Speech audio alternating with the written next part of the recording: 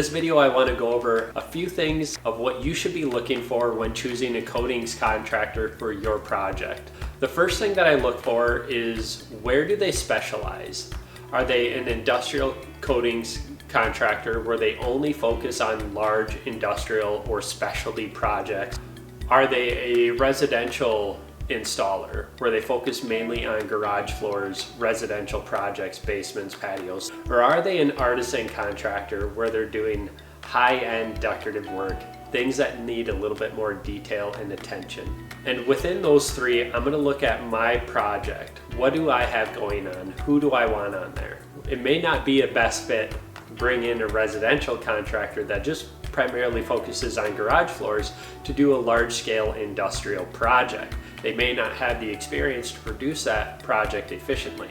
And on the other hand, it may not be a great idea to bring in a full industrial coatings contractor to do my garage floor when we don't need that type of experience or work. So I'm looking at the contractor itself and where they specialize to see what they do and what they focus on to put them in the best situation as well.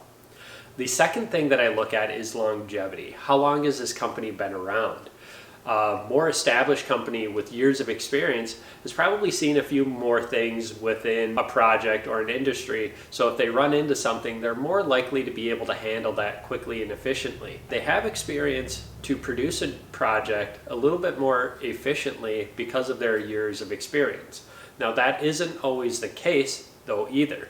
A younger company may be a great fit for your project because they're typically gung-ho to prove themselves and usually are going to produce a little bit higher of a customer service experience for you to prove themselves, as well as focus on the fine details of the project. Now, one of the third things that I look at is reviews. Reviews are going to tell a lot about what other people are saying about this company, the experiences that they've had. And one of the things I also like to look at personally is the negative reviews. I want to see what happened in a certain scenario and ultimately how that company handled that negative review or how they responded to that. Because there's a lot of good that can come out of a negative review as far as stepping up and improving yourselves within that company. Now, the last thing that I look at is the culture of the company. I want to see if they're going to be a good fit. Are these the type of people that I want to work with? Am I going to jive with them to make the project go easy? I'm looking at personality, I'm looking at creativity, I'm looking at how they're treating their employees, the culture of the business. I really take that into a lot of account when I'm choosing a project or choosing a contractor that we're going to partner with on a project to see if they're going to be a great fit for our client as well.